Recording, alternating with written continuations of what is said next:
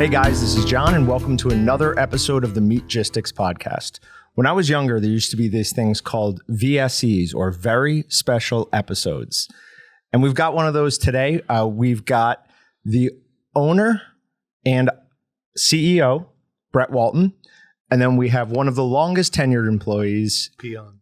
The oldest.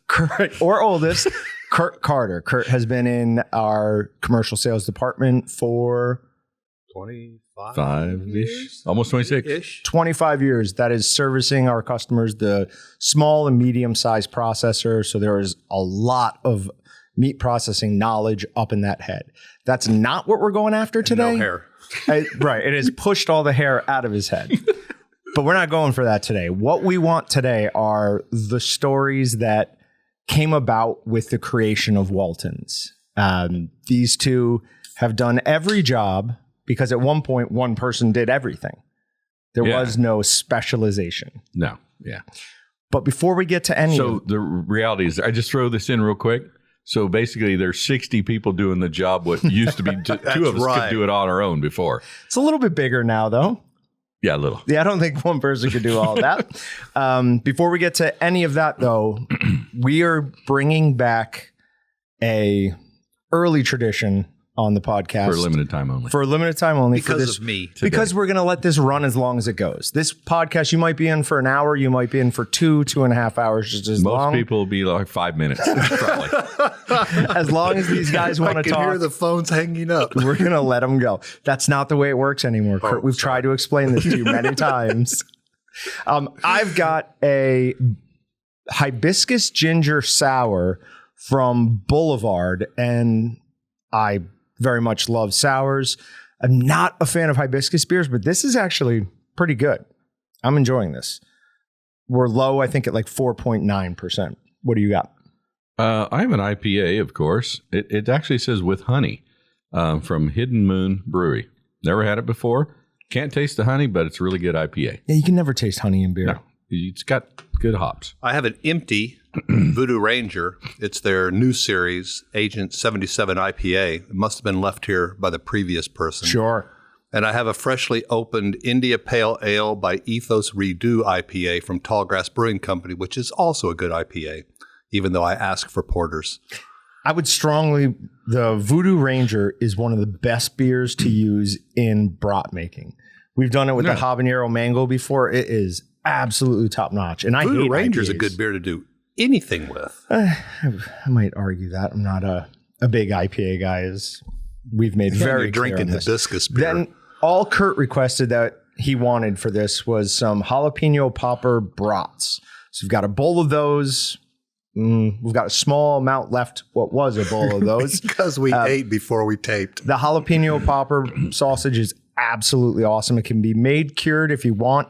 Just use 5% more. 5% more seasoning per pound of meat than usual. Other than that, make it fresh, add mozzarella cheese, and it is absolutely delicious. It's got a really good amount of jalapenos in it. And just all around, it's quickly becoming one of my favorite brats. And I know the second best brat out of the bag. Don't even put cheese in it. It's the second best brat straight out of the bag that we sell right now. Now I want to know what you think the number one is. Philly brat out of the bag. It pleases the masses. People don't appreciate the true taste of a bratwurst. So Philly brat with a great little seasoning packet has a good, pleasing flavor for anybody that sets it on a plate. Yeah, it is definitely a crowd pleaser. And it's top 5, but it's definitely not my favorite. But we did not get you guys up here to talk about your favorite seasonings, anything like that. We want the stories. So we're going to go way, way, way back to the beginning. So tell us about Don. Tell us about what made you decide to start this. I'll quickly go over that. I think we maybe talked about it before, but I'll quickly go over it. Yep. So my dad, Don, started the business in 1986 from his house. And in 1996, there was a little company in town. And at that time, my dad was a one-man show. My sister worked part-time for him.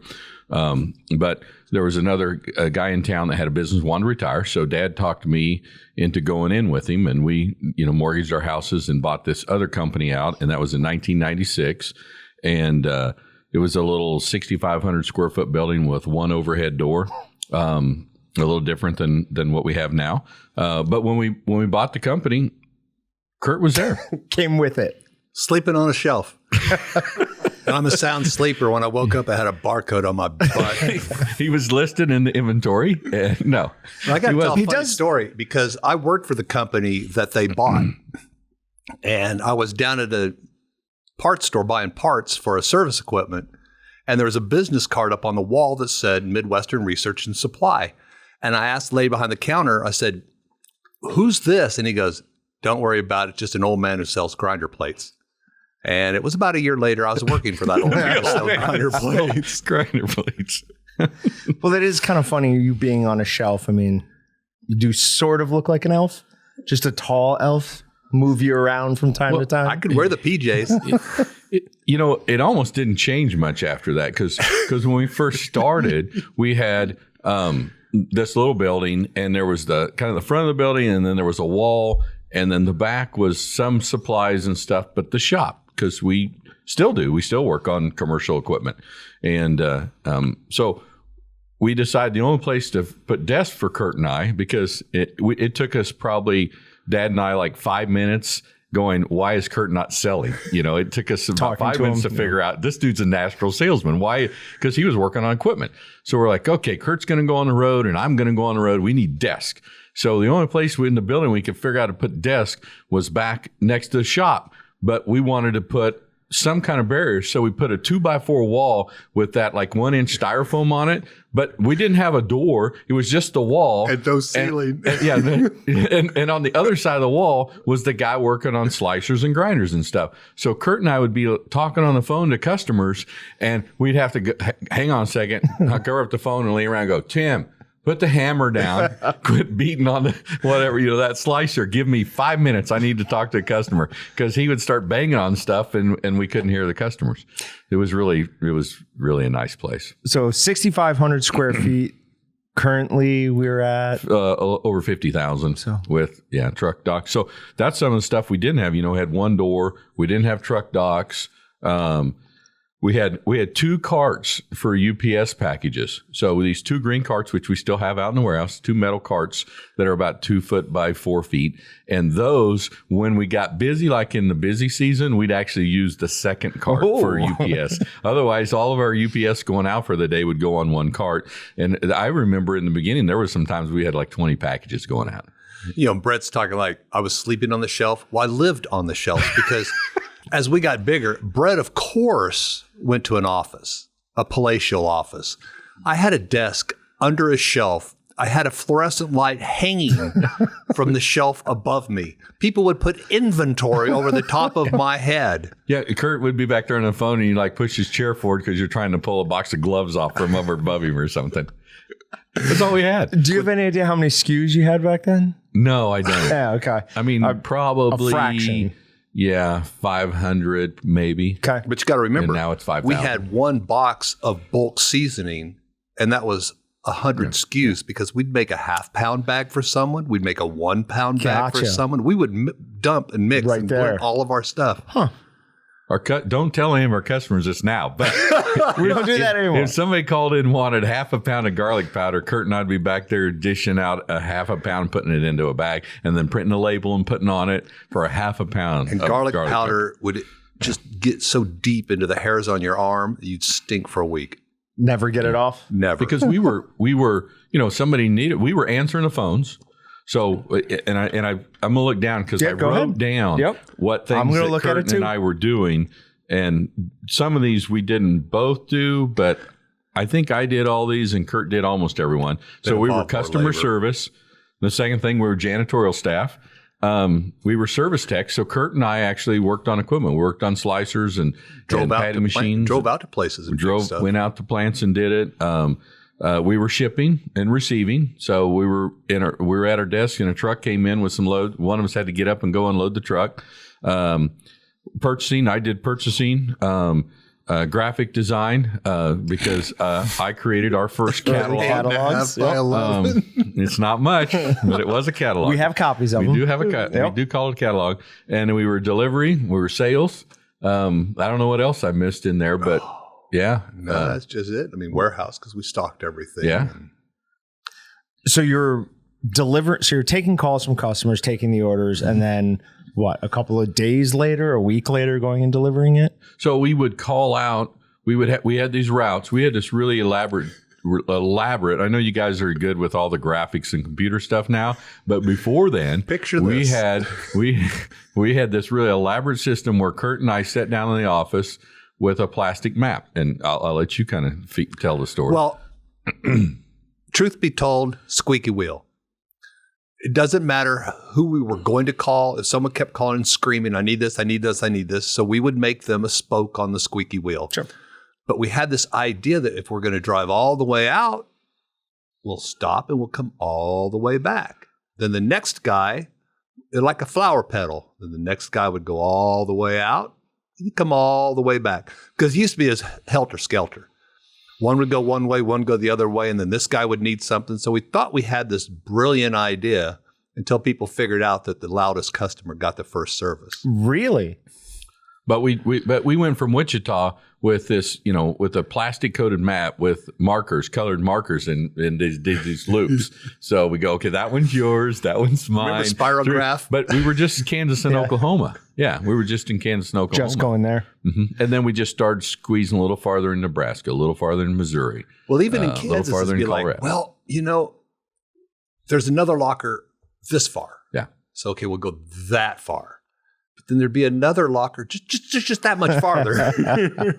But we used to stop in places other than meat lockers too. Like when what? we first started. Oh my gosh. Because we didn't know anything. We didn't know any better. So we thought, well, we should stop at every grocery store, restaurants. First route we went on, we were going to Attica. There's a grain elevator. There's got to be a grocery store there. Yeah. And so we drove off the road. Now there wasn't a grocery store there, but we drove all the way down just to see if there was a grocery store there, and then we came all the way back. Well, you had to do what you had to do. We went a couple years, and we'd come back high-fiving each other and bragging. I stopped at a grocery store and I sold them 2 bandsaw blades and a gallon of white oil and a knife. Because we carried the store with us. Yeah, because we had all this extra stuff in the van or the truck. And that, they go, hey, I need 2 6-inch boning knives. I got them out in the truck. Or they go, I need some parts from my bandsaw. I got them out in the truck. So you'd go get them. Well, then we realized that, we're pretty fast learners. It only took us like 3 or 4 years to figure out that, wait a minute, we just spent an hour of our time and travel distance, and we sold that guy $50 worth of stuff. This isn't making us very much money. Yeah. We're not going to make a living doing this. And these were the old grocery stores. They had sawdust on the floor, and they smoked on the meat counter. Yeah. And threw their cigarettes into the sawdust. Well, tell me, how did you figure out that customers realized that whoever screamed the loudest got the quickest service? Was there a specific thing, or was it just like, ooh? I mean, some customers that were very large, that were our biggest customers, they knew that we were running these loops. So, hey, you're going to be there. Can you drop by, or can I come up and pull something off the truck instead of having to drive to Wichita? So they would meet you somewhere along the road? Yeah. Huh. Well, sometimes. Most of the time, they wanted you to drive over. I mean, how much Not only they things have wanted you to changed? deliver it, they wanted or unload it, set it on the shelves. They'd want you to stock it? Well, we had an old customer in today this morning that I was talking to, and he said, man, sure miss it whenever you and Kurt used to come out and carry sawdust up and put in our attic. Well, because we had the 40-pound bags of sawdust, and they had to put in their attic. And I had a place over in eastern Kansas that it was in the second floor, and they were like in the downtown of an old small town, right? So the big, tall 2-story buildings, and the bottom floor has like a 15-foot ceiling on it. So the second floor is, when you look at the stairs going up there, you think that heaven's on the other end of those. Well, it was not, carrying up 2 bags of 40-pound sawdust up all those stairs up to take them to that. And the guy would buy 15 bags every time he came. Was it Burdick that we had to go around the building, back and in that little bitty old refrigerator truck that he had on the ground? Yes. Bang your head, put it through the mud. It was about blood. a 4-foot high door. Yeah. And those are steep steps in those old houses too. Oh yeah. They're like ladders. They're not your current staircases at all. This was 25 years ago, so we were younger. Significantly younger. Yeah. And we wanted the business so bad. We said, hey, we'll put it wherever you want it. Oh, yeah. Do what you got to do. 200-pound drums of cure, 55 gallons of liquid, wherever you want it. By golly, that's where you got it. Okay, so you'd go out on routes and you'd carry extra things with you that like common selling items, I'm assuming? Mainly what we carried with us was cutlery and then saw parts. Wear parts, yeah. Wear parts. Okay. Like bandsaw parts, yeah. So filter blocks and blade scrapers, those kind of things. That was about all you could really. And our toolboxes. And our toolboxes, because if they said, hey, I got a problem with a slicer, then you might be laying on the ground underneath a grinder in Lakin, Kansas till 10, 11 o'clock that night working on equipment. What's the longest you ever worked on a single piece of equipment at a place? Did you ever spend your entire day there trying to fix something? I don't think so. See, that's tough because like the longest I worked was on the bacon slicer up at Kensington. Yeah. But I stopped, went to their house, had spaghetti, and then came back and finished working on it, then drove to the next town, spent the night. Hey, but they're it was not about in the business 3 hours. anymore. You can use their name. Kensington. No, I was going to say Wayne. Oh, Wayne and Jolene Beckman. You can use their name. They're not in the business anymore. Wayne would make us stay and work late. No, Wayne would ask politely in a way that only Wayne could ask, where you knew there was only one answer. But he'd also feed you. Spaghetti. I mean, that's got to be nice. Very little meat in that spaghetti, Mr. Meat Man. A bolognese sauce is not, you don't want that anyways. All right. So there's, you found several hundred oval discs. Yeah. So we didn't know anything. So Kurt was talking about the first time we went out and we went out, we had to take some stuff down to Attica and Kiowa. So Kiowa's a couple hours away. Yep. So we decided that we would jump in the van and do it together, right? Because we didn't know what we were doing. So let's do it together. The two brains that don't know what they're doing. One. How good could that be?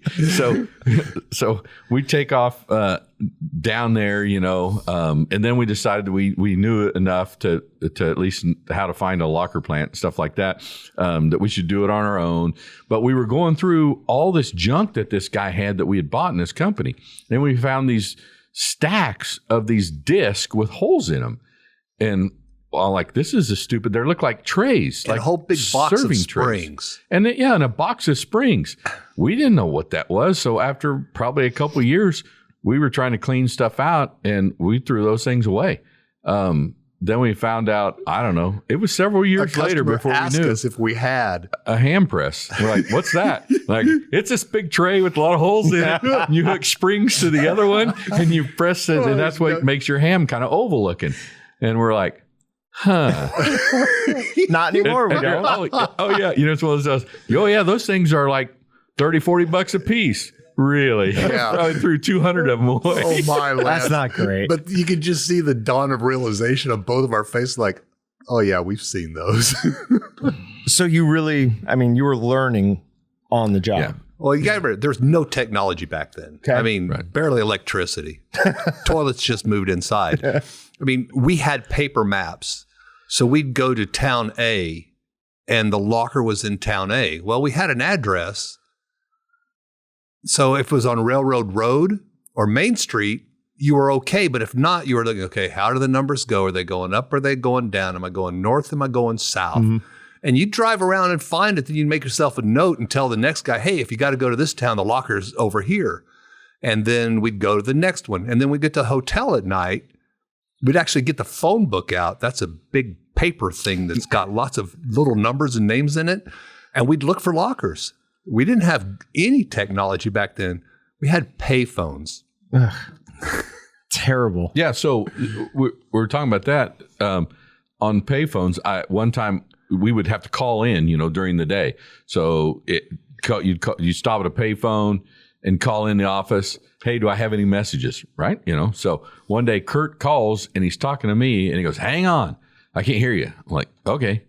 And I hear, and I'm like, what is that? He goes, oh, I had to wait for the road grader to go by because he's in a little tiny town that is like dirt road. He's in a pay phone booth on the side of the street and a road grader's going by.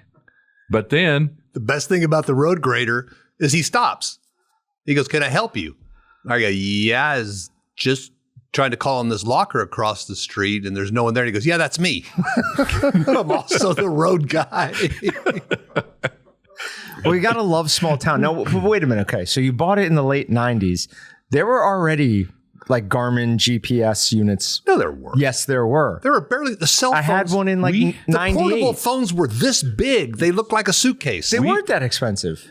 They really weren't. Oh yeah. No, 96. I mean, we had a cell phone. Wait, I don't know if we did in 96, but in Don's bag phone, but that was before. It was like a year or two after. Yeah. Then we had a cell phone. Dad had it. You didn't get it. No.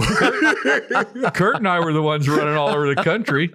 We didn't have it. And then whenever we finally got one that we was shared, you weren't supposed to use it unless you had to because it cost like 50 cents a minute or something. Especially if you're out in the middle of nowhere and it's roaming. Yeah. Yeah. Forget it. The first time, though, I was coming north out of Oklahoma City on 35, and a guy had broken down, and he had his wife with him there on the side of the road, and I pulled over, could help him because we need to call someone. Like, oh, yeah, baby. I can make this call. I got the phone out. You. Dude, I was James Bond and J.D. Rockefeller all in one, man. The guy was like, you're so cool. And I go, yeah, that's yes, me. I know. Yes, I know. So in 96, when we bought the company and Kurt and I went out for the first time, we were rolling in a 1982 Ford van. So it was already 14 years old with 200,000 miles on it. And that was the better one of our vehicles. But we did have a box truck. But we had another van, too.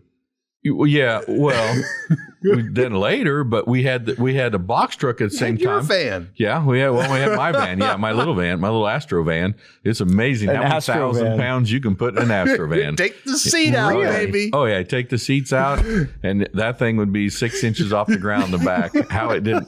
We had like 230,000 miles, I think, on that when we got rid of it finally. But we had a big box truck. That was like an old Ryder truck, so it was yellow, right? With a ramp. And it had the ramp in the back. It didn't have a lift on the back, but it had the ramp. And a while after we had taken over the company, it was 5:30 at night or something. The phone rings. I was the only one there. Pick up the phone, and the guy says, this is Trooper Jones with the Kansas Highway Patrol. And do you know Mr. Kurt Carter? There's a long pause. Don't know if I want to say yes. Yeah. And he's like, well, I've got him pulled over down in southeast Kansas. And he's like, so, he doesn't have a DOT approval and he doesn't have a logbook. It's up to date. And I'm like, we need those things. I'm in the back seat of the car. The guy that sold us the company said we didn't need it. I trusted him. He'd never used one. I just said, here's the money, and said, good. I got lucky because I had a CDL. That's the only reason I didn't get left on the side of the road with the truck locked in it. So he let you go? He gave me a Xerox piece of paper, explained to me how to fill the log out, which was probably the very last time I ever filled the thing out the right way. You don't have to fill logs I'm out. sure there's a statute of limitations on there. But he let me drive, but he assured me that I would be pulled over again. And I had to, we went out and got log books, but funny how that works. I was the only one who could drive the box truck. So Brett did the small deliveries. Smart. Very smart. Very smart. I don't remember that part. All right, so on the box truck though, then we got it. No, I think it was the yellow box truck, Kurt. You remember you were loading on a Friday and loaded your sawdust and stuff and then set it there and was going to finish it on Monday morning. But we came in Monday morning and the truck wasn't in the parking lot, the same place it was when we left. So what happened? So I didn't leave the keys in. I thought, I thought, well, what's Kurt doing? Because the truck's sitting there in a different location than what it was. And it was running. So I walked inside. And I don't remember if he wasn't there yet or whatever, but come to find out, we go back out there and no, he had locked it up and everything. Somebody broke into it and they broke out the steering column to start it. And they took it on a joyride. They took a 20-foot, 22-foot, whatever it was, Ryder truck on a joyride. And the sawdust was all over the place in the back. But they didn't steal anything. They nice enough to bring it back. Yeah, brought it back and it was still running. But who knows what that was used for? Yeah, who knows what went on that it sawdust. was a robbery, just like for the stupid robber. So you have bare bones to a certain degree. Were you selling large pieces of equipment at this time? Oh yeah. We were selling big mixer grinders and. Did you have a forklift? Yeah, we had. Oh, okay. We had a forklift, and between it, they had one tire. It wasn't very nice. Yeah, not the best. The guys that you see driving those old forklifts, this thing, I'm pretty sure it was from the 30s. You know, those guys with their forearms that look like your leg, you know? Yeah. That's what they had to look like because you couldn't hardly maneuver that thing. We get sawdust in. I remember one winter it was snowing and we got a semi of sawdust in. And this countertop has more tread than the tires on that forklift did.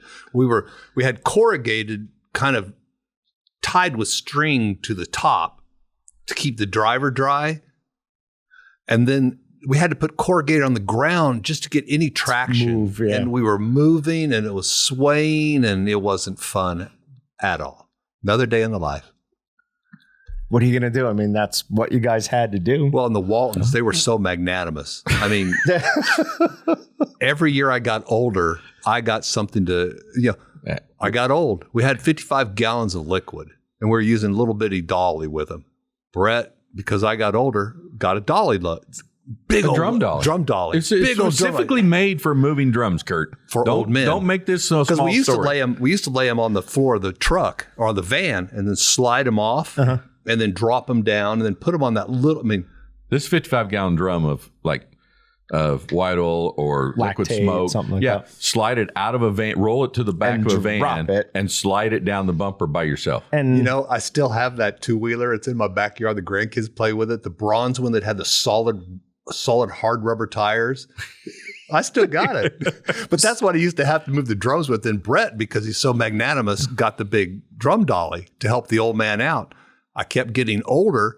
So then he got a box truck with a lift on it. Yeah. Ooh, yeah. Uptown, that's baby. Fancy. Yeah. Push the button twice, 2 more times, lift go up and down. Yeah. So every time I got older, we got something more efficient. You got an upgrade. Yeah, that's right. Yeah. All right. But we're talking about 55 gallons. A gallon of water weighs 8 pounds. 400 pounds. And it was a controlled fall. I would imagine a very That's what I used to call it. You'd get it kind of between your knees a little bit, and then you kind of let it go and then bounce a little bit. And you're like, I wonder what it'd take to break one of these open. We Not much more than what you're doing, I'm sure. Right. But one of the things, and people listening to this are probably going, well, what? They were delivering? Well, we did that until... I don't even know what year it would have been, 2005-ish probably. But we finally got to the point where within the distance that you could drive from Wichita, which was, half of Missouri and Oklahoma and Kansas and up in Nebraska some, that was as far as we were ever going to get delivering. And there was you weren't going to make it work. Well, that's why I started going to the Texas Panhandle. Yeah, and we're such a niche business. There's other companies that have lots of deliveries. But we're such a niche business that you can't have another warehouse in another, 400 miles away or whatever. It doesn't work. So that's when we said, we're not going to deliver. We're going to rely upon, thank you, Kurt. Yep. Thanks, Kurt. The people that there wasn't any more Kool-Aid in there. the UPS guys, because the guys in the brown truck, they could deliver cheaper than we could deliver. So general customers say, I'm in your furthest reaches of Missouri where you will get. Thank you. Order on a Monday. How quick would I get something? Next week? The next week. You're where? If I'm in Missouri, like Ship as far as you guys go in Missouri. So we didn't go to Missouri. If today, if we ship it? No. Back then. Back then? Yeah. And we were delivering it? Yeah. And we had 17-week routes, and some of them we did in half of that. So at 8 to 9 weeks. But we never delivered in Missouri. Oh, a little bit. Clouds. Yeah, we did over. Yeah, I went Joplin down in that corner. That's right. Over a little bit. Mm-hmm. But we just found out that we couldn't. We're never going to be able to deliver, and I mean now we ship almost every day to everywhere, 40 some states every day on the average, and I joke about the 20. If somebody's not aware, of what we are now. I joke about 20 boxes in 1996, and now our record is 2,700 boxes in a day. Ridiculous. But Kurt's been here. Kurt and I have been here the whole time, and Steph were the three that are still the originals here. So when you made the change from delivering to UPS? What was the feedback? Was there pushback from the customers? There was some, and then some liked it because they realized they got it sooner. Right. They got it whenever they wanted. They didn't have to wait. And as long as you put in a big enough order, you're not paying for it. Yeah. Were you charging when you? We did start charging on deliveries because gas got expensive, like $1.50 a gallon. I don't know, something like that. No, I mean, I remember it went up and regular gas. And my dad's like, we got to put in a delivery fee, so it was like $7.50 or something like that. Were you drinking this? No, I had the other one. This is really good. I'll remember that for the next one. Was there only one of them? Well, I saw you had a tall can, but I guess no, it was the other one. Oh, it was a honey. An AleSmith Brewing Company, West Coast style IPA, 7.25%.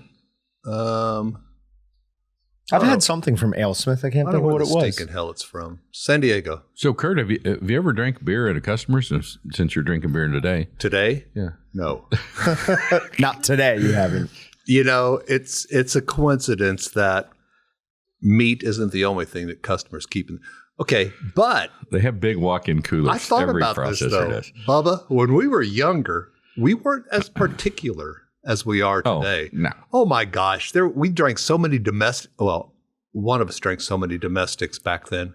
But I mean, they were really. You'd walk into a cooler, there'd be meat hanging there, and then a whole solid wall of 12-packs cases. I'm sorry, they'd have 12-packs back then. We were routinely back then. We were out on the road traveling like that and delivering. We're in plants till 6, 7 o'clock almost every night because somebody was there late waiting for us, or we were working on equipment, that's the awesome thing about what we've been able to do the last, like I say, over 25 years is customers. They're small business owners, and they became our friends, and we still are friends with people that we were dealing with 25 years ago. And you're there working late, and they bring out, hey, you want a beer while you're working on a slicer? Sometimes you do. Yeah. Sometimes it'd be the crack of 4, and they'd offer you a beer.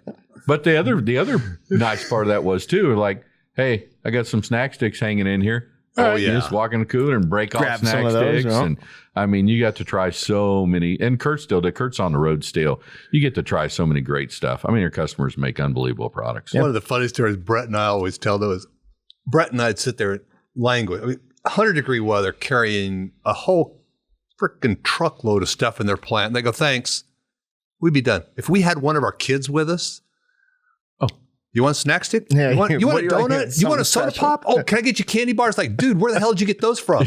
No, we've always had them. Never, ever offered me jack. My kids cannot wait to go on the route with me. Oh, hell no. And I'm like, well, how come you bring this big old bag full of all kinds of products back and I got nothing?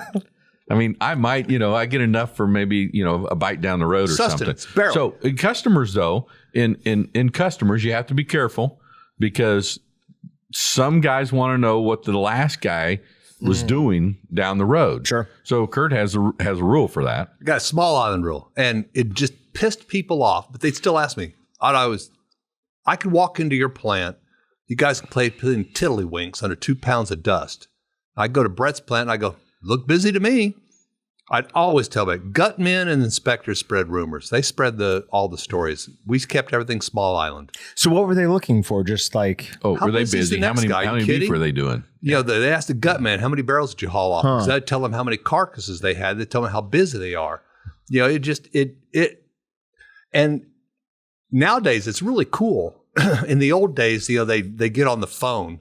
They go, so tell me, how much are you charging for a beef? Nowadays they just go online. Right. Everything's online, so there's no more collusion. They can just go online and see what everybody charges.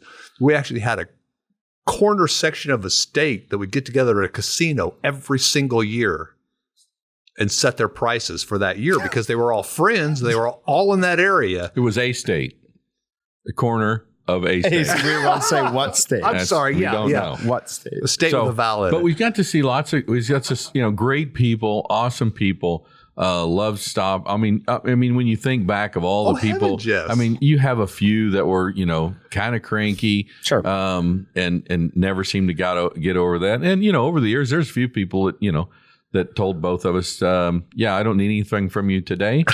And I don't ever need anything from you. I mean, when you walked in, I'm just talking when you walked in the first time, not like you did something wrong. Right. You walk in the first time and they just basically tell you they have no need for you. I went into a plant one time in Wyoming and I was so excited because when I go out and travel around the country, I'd stop in at processors that had bought from us that I didn't know them. And so I'm all bouncing in there. I'm like, this guy buys from us all the time. He buys online. He's going to be so happy to see me. And I go in there, and he basically told me to leave. And he said, that's why I place my orders online, because I do it after 5 o'clock, and I don't have time to mess with you now. Thank you for your order. Bye. And I go out and sulk in the parking lot. One thing used to drive us crazy, because we had our little sunflower route, right? So I'd go out this way and come back. Brett said, how you? Didn't do jack. Can't get anything, can't get anything. Brett would go out. Hey, sold a slicer. Really? Who to? Well, to Jonathan. What? Yeah, Jonathan's buying all kinds of it. I've been in Jonathan 3 times. He never bought jack from me. Brett walks through on a day when he's sober and not high, and Jonathan buys everything from him, and Brett comes back, thumps his chest. But sometimes it worked against both of us because we would like we're like, you know, talking to Jones, and it was a plant that's closed now, so I'll use Earl out there in Dodge Earl City. the Pearl. So at Jones Packing, Earl, you need a new grinder. That thing's dead. No, I don't. Kurt, the next time Kurt goes in there, you need a new grinder. No. It goes on for 2 years. One day we're in the office. Dad walks back and goes, and we used to have this little bell on the wall, and you'd ring the bell when you sold a piece of equipment. Dad rings the bell, comes back, and he goes, I just sold a mixer grinder. To who? To Earl out of Jones. You did what? And so then we used to kid my dad about his famous sales pitch. Hello? That was it. That was his sales pitch. Well, your dad did also have an excellent voice. So for people who don't know, Brett's father was a DJ, local DJ here, and Little Donnie Doodad. Mm-hmm. And he is still on our recording system. Yeah, I hope so. Yeah, we had commercial customers who would literally call in and just ask to be placed on hold so they could just listen to his voice. Yeah, whatever his new message was. It is a great radio voice. Well, we used to call people. So the hello pitch might have worked because of that. But he was so happy. He could not wait to get back to the back where we were and tell us. He would wait days until both of us were in the office just so he could ring the dang bell. So if somebody back in the days, somebody ordered a mixer grinder, how long is it taken to get to them? Like if we're talking about a Pro Cut, at that point, those were still made in the U.S., right? What? The Pro Cut mixer grinders? No, they're always already made down in Mexico. Yeah, okay. Yeah. But it's like we used to sell the brand that we sell was made in the U.S. We didn't stock them at that point, so if we ordered one, it would probably take a couple weeks. Did we ever? I mean, we had used patty machines and used slicers. Did we ever stock back in the day a new piece of equipment? Yeah, I don't think so. I don't know. I don't think we did. I can't remember when we started. We had that really palatial stocking. showroom over there. Yeah, we didn't have space. And just so people know, now we do. We stock plenty, hundreds of thousands of dollars worth of, I put in of large meat processing. Put $100,000 quote today, and we had 2/3 of the equipment on the shelf. All right, what is corn-fed beef? That's a Kurt story. So, last stop of the day. Yeah, I drink a beer. Sorry. But I'd always stop. I mean, it's the last stop of the day. Well, I'm going to go to Subway, grab a sandwich, go back to the hotel, look at the phone book. So I'd always work at the last plant. So I'm helping this customer drag off all barrels back. And I notice this one belly's been cut open and there's dry corn in it. I mean, just beautiful golden dry corn. It's Frank. What the hell's this? Because trust me, nobody feeds beef corn before they take him in the locker. It's pointless. He goes, oh, well, he had a very colorful word for the gentleman who sold that cow. And he goes, yeah, this guy advertises all of his beef for corn-fed beef. I go, really? He goes, yeah, he brings them in the night before, puts a couple coffee cans of corn on the ground. I go, hell, why don't you sell him this corn back? Because if you know the stomachs of a cow, they chomp it down. It goes down into one. If it's in its first stomach, it's not still dry, beautiful golden corn. Because, I go, He goes, yeah, every time a customer comes in and says they're buying corn-fed beef from this jack wagon, he goes, I just shake my head because I know that's the only corn those animals have ever seen. So we've had lots of crazy stuff we saw. And we're old enough that we forgot most of it in case somebody wants to come involve us in some suit somewhere. We're not culpable for anything. But as you can imagine, I think the craziest thing I ever saw that was funny was, and actually Austin was with me on the road. He was probably, 8 to 10 years old. So we have 4 kids. Kurt has 4 kids too. We don't have the same 4 kids. Right. So he has 4 kids. Him and his wife have 4 kids on theirs, and me and my wife have 4 kids of our own. Let me clarify that. Woman. And so, so whenever we were younger and running around, and it was summertime or spring break or whatever, Sandy would be like, well, you need to take a kid with you. You're going to be gone for 3 or 4 days. You need to take one of these with you. So Austin was with me, and we were in a certain part of a certain state, the eastern half of a certain state. And we went back to the kill floor. They were killing that day when they were killing emus. Oh. And so they would run 2 of them in at a time into the kill chute. And then they had those big loppers like you trim hedges with, and they just stick it in and go chunk and pop its head off. And if you've ever seen a chicken with, like a chicken with your head cut off, these things would they would kick like crazy. And then he'd chop the other one off, and there's 2 emu in there with no heads. They're kicking. And it's a good thing you got the big old thick, steel. And, of course, it's kind of bloody on a kill floor. And then you chop their head off, so you got blood. So I'm scrambling to get back down the hall to stay away from this. But when you're talking to the butcher, he's just doing his job. He's just talking like no big deal. And I've had other things happen on the kill floor where, they're just like, they're just telling a story or talking about what they need, some new seasoning for a new broth or whatever. And, this emu's over there kicking. So I think I've told you this, but I heard that story when I was in customer service. And the first year I went back to New York to see my family, or the first time I went back, I dined out. And that's every single place I went, I told that story about the emus running around without their heads. Like literally to every new person I saw up there. And they absolutely got a kick out of it. Well, anybody that's a parent enjoys the best part of that story that I haven't told yet. Okay. The best part of that story is 2-3 days later, we get home, been on the road, driving all over, unloading stuff. We pull in. Austin beats me to the door. He runs into the kitchen. Mom's in the kitchen. He goes, Mom, guess what we saw? A guy cutting the head off an emu. Did you not wait to tell us? Did you get a glare? Yeah. I can imagine. What are you doing? All right. So what's the llama? Don't touch the llama. I don't know what that means. So I pull up to a locker in Oklahoma. I'm sorry, a state south of us. It looks like a pan. And big crowd. It's deer season. And so there's a big crowd outside. Normally there's always a big crowd. I mean, hell, look at this deer I shot 4 days ago, been dragging around the back of my damn truck in 90-degree weather. And there's a little side note. That would be a better podcast if we could bring in about 20 different processors and have them tell stories about the stories. Oh. That could be really good. Sorry, I got a picture. This was last year, and I got a picture. I'm driving through a town, and there's a car, and it's got one of those little luggage racks hanging off the trunk, and there's a deer on it.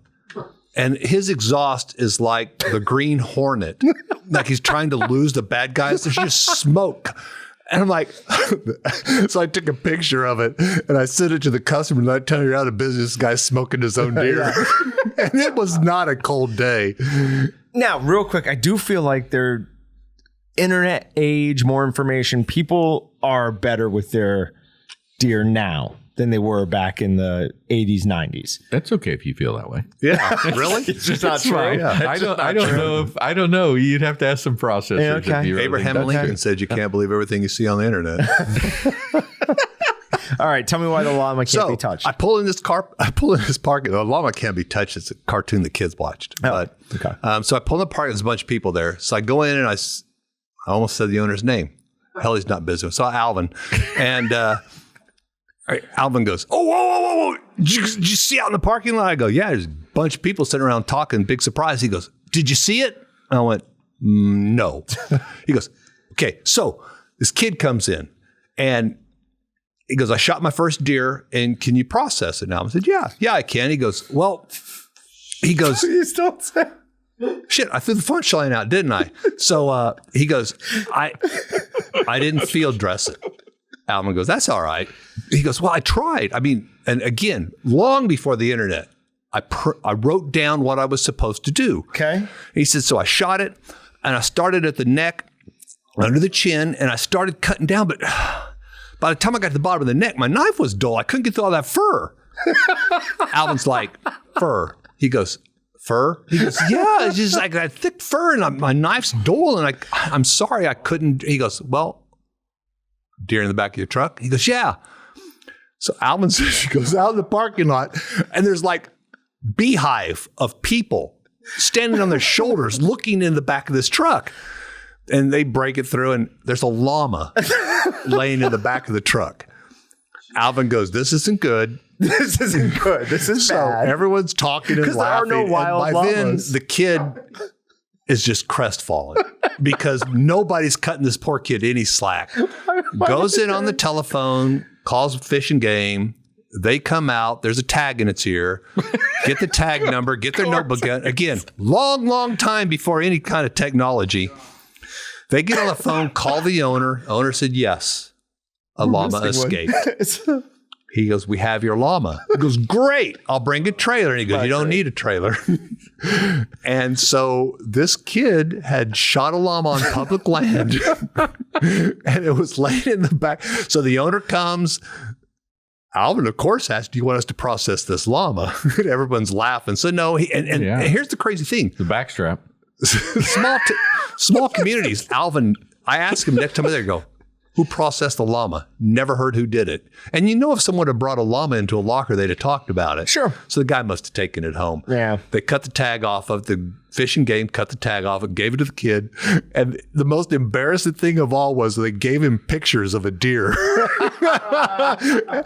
And so everybody's laughing. Anyway, that's the llama story. I mean, they don't even look remotely alike. You know, if we would have had, Kurt, if we'd have had the phones that we have now, Oh, crap. we could have been millionaires. Oh, Yeah. Oh, hell yeah. We could have recorded some of this crazy stuff we saw that now people make a lot of money on the And the internet. small with that stuff. island, oh shit, it would have gone. Not for money. I'd have thrown everybody under the bus. To kill floor stories. At one time I was at a customer and I pulled up to unload and I hear shots firing, which it's not unusual because they use rifles sometimes or sometimes handgun, usually a rifle on a kill floor. But this was outside that it was going on. And then I see a half a dozen people around a stock trailer. So I kind of walked over there and the guy had brought in a stock trailer full of fallow deer and they were going to process them. I go, why are you, and they're shooting them in the trailer. And I'm like, why are you doing that? And they're like, well, you can't unload these things. They'll jump right out of your kill pins and stuff. So it was an inspected plant. The inspector was standing out there watching them shoot 20 fallow deer in a stock trailer. And then once they were all shot, then they drug them into the building. You said and it was inspected. So I was down in another state that's not this state, but I pull up in the front of it and you hear this we loud, should name a new state. Fredonia, the state of Fredonia. Fredonistan. Actually, for me, it's a state of intoxication. That's the star on my new flag. But or the state of confusion. Confusion. Let's go with that one. We'll call it confusion from now on. I hear this loud bang. I'm like, so I walk around the corner and there's a trailer and it's disconnected from the truck. It's a big double long. And all of a sudden the trailer goes boom. You can see that on the camera, right? And the back of it, front of it raises up. I'm like, dude, there's a huge water buffalo in there. I mean, just like Hatari, big old horns. And this water buffalo's already broken the mid gate because in a double long, there's a middle gate so you can put multiple animals in it. So he's already broken the middle gate. He's getting all the way to the front. And so the trailer goes like this and he's running to the back and hitting it. They've got a chain around it because it's already broken the latch on the back of the trailer.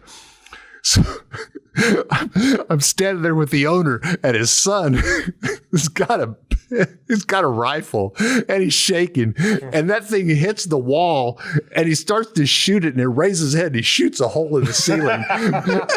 So the owner, I go, yeah, I'm going over here. And the owner goes, I didn't say his name. So the owner goes, just stop. And I know nothing about guns other than the bullet comes out the roundy end.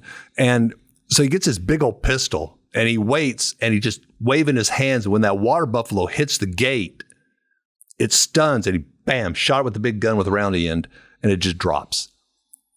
And the inspector comes out, and he goes, so now what? And everybody's looking, this big monster's dead in the back of the trailer.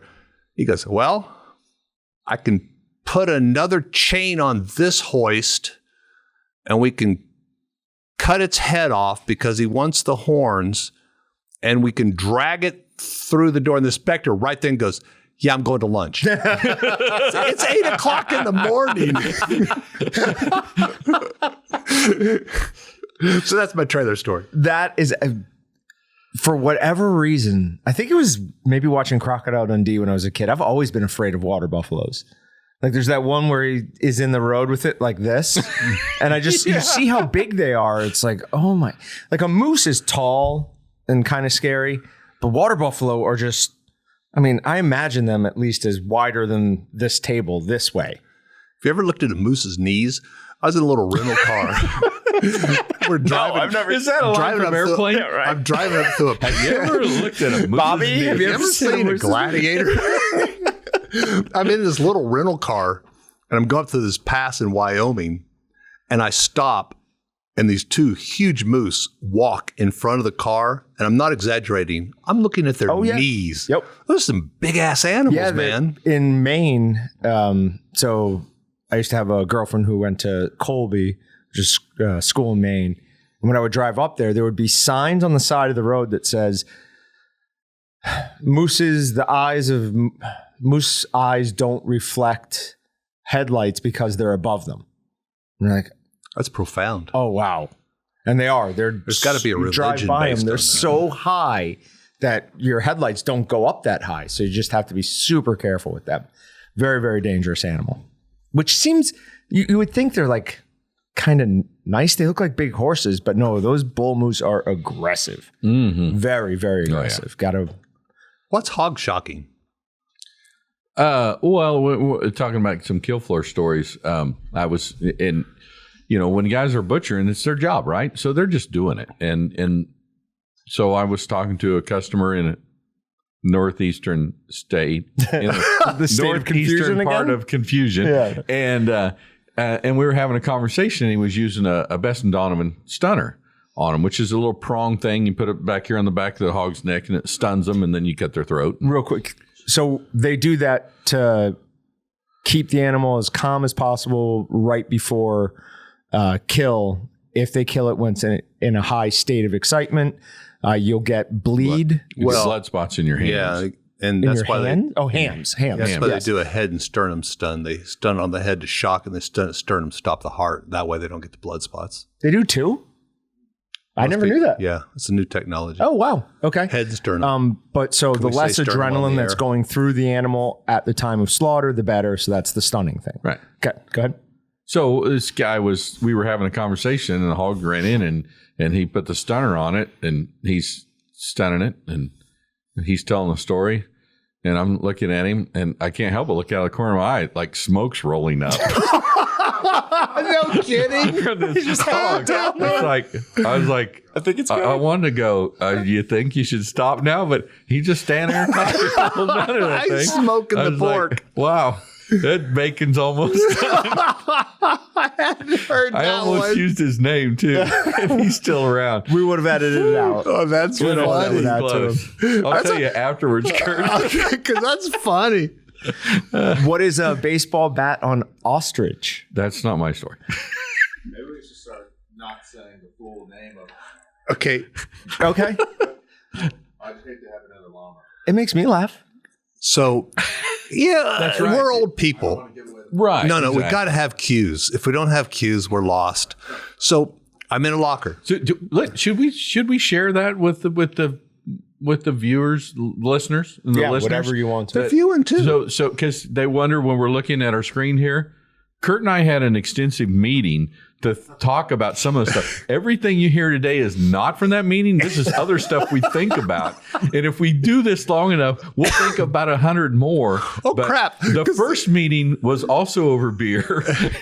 And so, 3 or 4 of these, we might get to where We've we are left somewhere. scripts so stinking off. But anyway, so the baseball bat. So I'm in a locker, and it's just cool. I mean, if you've never seen an ostrich hanging on it looks like 2 big, huge red drumsticks. Okay. I mean, it's just all it is. There's just 2 drumsticks. A bear looks like a human being.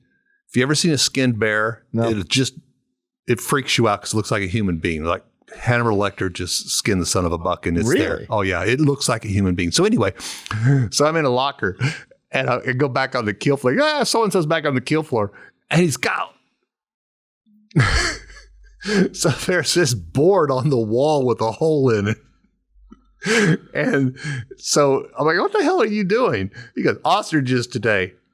And I'm looking. And so he clicks this thing, and this stupid ostrich sticks his head through the hole.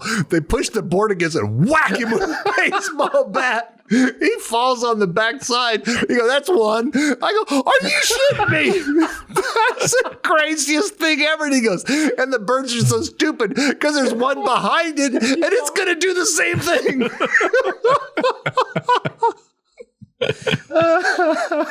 I don't think those were under inspection. I highly doubt it. He did say they had to cut the end of the bat off because they kept hitting the wall. I have to ask what human being that looks like. That does not look like a That's human Kurt's being. world is not the same as your and my There was world, no John. head on it. So you got to imagine there's no head on it. So it's just animals that we mostly process have stiff little Undulates, legs. yeah. Okay. This one had hinged elbows and knees. And it's just, I'm walking to this locker and it's sitting on the cooler floor with no head. I'm like, dude, that's Santa skinned. Yeah, you might have seen something that you didn't What the know hell you are were looking seeing at? there. Gods of Google can't give you everything. This is Bing. Oh, God's a Bing. Yes. Bing has a little G. Google has a big G. So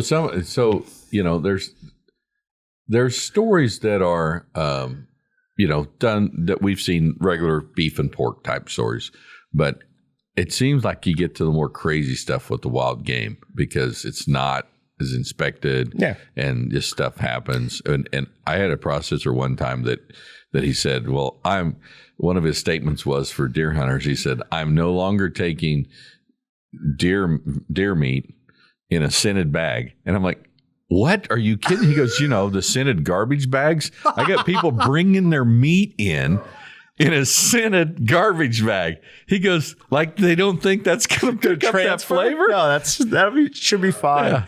So that's what, them wanting to protect their car on the way to it? Just what they had in the kitchen. So it's what they use. Hunters.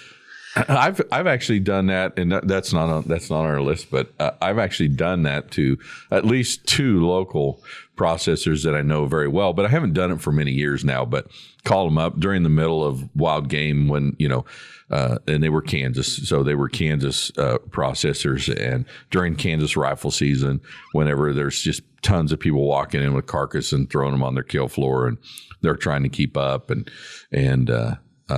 hundreds a day. And I call them up and kind of disguise my voice. And, there were one of them in particular that I told him that I wondered if I needed to gut it first before I bring it in. And he said, yeah, you need to do that. And I said, okay. I said, will you guys remove some of the corn stalks from it? And he's like, what do you mean? I go, well, I shot it in the cornfield, so I hooked it onto my 4-wheel and I drug it over to my truck. And there's some stalks that are kind of embedded in it. And then he goes, no, well, you'll have to do that yourself. Well, when we finally got that far, I mean, this is like a minute or 2 in the conversation, and I kept pushing it until I got to that point. And then when he finally got so disgusted, he's telling me, no, I couldn't do that. I started to laugh. And as soon as I laughed, he's like, Brett, you son of a gun, and gave it away. He knew my laugh. So, but yeah, I've done that to a couple of them over the years where I know they're really stressed out, and then So you try to I call and try to be the silliest deer hunter that I could think of. So you try to give them a little levity. Yeah. So he was talking earlier about the inspector who's like, I'm taking lunch at 8:00 in the morning. So I imagine you've seen a wide variety of inspectors from very uptight to very understanding. Yeah. What percentage, like where would you say the percentages lie? Are most of them unreasonable or most of them reasonable? I'd say most are reasonable. Most are reasonable. Yeah, most are reasonable. Okay. I mean, 25 years to doing this, it's different now than it was 25 years ago. You think it's more strict and now? I can't imagine. Yeah. Well, I think people just understand it more.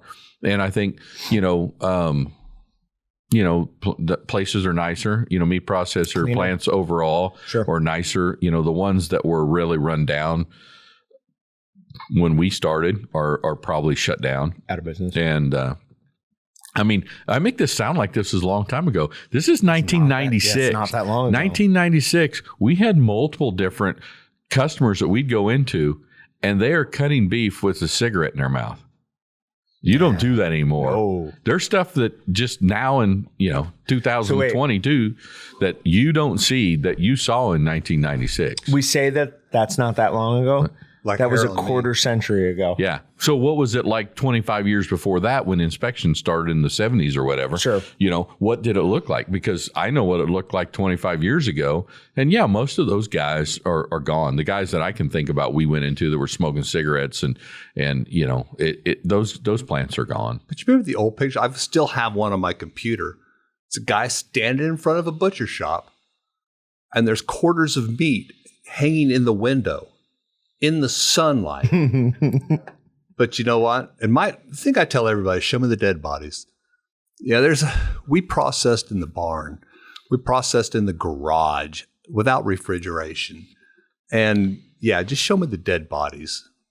Of course, back then people were more resilient. I think they were. I think that's part of it. But and we're not saying anything like this. What's happened shouldn't happen because, and we're not saying what's out that when Kurt and I tell the stories, we're talking about a very small percentage too. Sure. We're talking about a very small percentage because Kurt and I both, and correct me if I'm wrong, would eat out of almost every one of our customers' plants. Absolutely. Absolutely. I mean, and I always made the joke. I've been in a lot of restaurants, and I've been in hundreds, and Kurt's he's more than me, thousands, meat processors. And I guarantee you, meat processors are much cleaner than a restaurant. Well, but and that's the last thing to touch your food at a restaurant. With a locker, they make one mistake, they're done. It takes forever for them to recover. Big processors, big chain restaurants, they make a mistake. It's gone the next minute. It's under the bridge. But our processors take so much care because they do. They make one mistake and they're done. Right. That's why I tell everybody, you buy meat from the locker. Yeah. It's their family business and they treat it as such. And when I say that, I'm not pounding restaurants that every restaurant I've been in terrible. No, that's not true. I'm just saying I've been in more restaurants that were not nice. Sure, if a restaurant gave me free food, I'd mention them by name right now. Only if they have beer on tap. Is he? Yeah.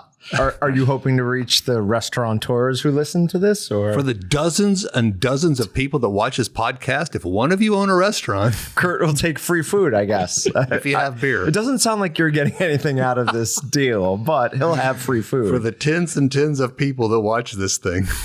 So there's one that's not on here.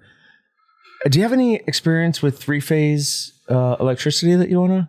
Well, discuss? We have been over the years we sell commercial equipment and deliver that there's been a lot of times that we've been able to help our customers out by hooking up equipment and testing voltage for them. And my personal experience with that was one of those plants that in a southeastern part of Confusion that they had their bandsaw directly wired up to three-phase power, and I sold them a new bandsaw, so they wanted it directly. It's not like a plug-in like you walk in at home and plug it in. So I went, okay, well, yeah, I'll unhook the old one and I'll hook the new one in. And so they had to climb in the attic to turn the breaker off. That's how old the plant was. It was the breaker box in the attic. So the guy gets up there and he leans back down. I can see him down the hallway, sticks his head down. All right. So I unhook it and I hook the new one up. And it was really well done wiring system. It had the good PVC pipe that they run the wire through.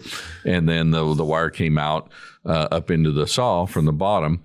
And so I said, okay. So I said, okay. So he turned it on and I turned the saw on and it was running backwards. So if you know anything about single phase and three phase, you wire it backwards, which you don't know until you hook it up, and it's run backwards. So I turned it off. So he turned it off, and so I switched the wire around. Real quick, you literally have a 50-50 shot at it. Right, There are yeah. no identifiers for people who are listening. Right. It is a 50-50 shot. Go ahead. So it's 50-50 chance, and 90% of the time I was wrong. I don't know how that ever worked out, but I was always having to rewire it then. So he turned it back on, and it was about 3 or 4 foot away from a wall, and I was down on the ground. So as I'm squatting, go to get up, and I grabbed hold of the saw, and he had turned the power back on.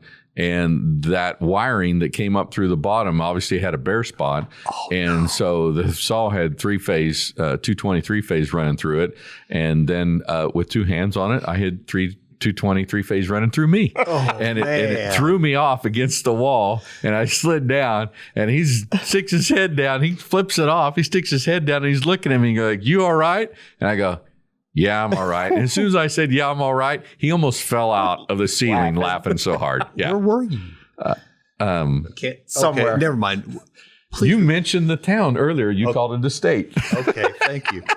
Wow, no kidding? Yeah. It was an exciting time. Well, I told you about the time the very, very first saw I installed.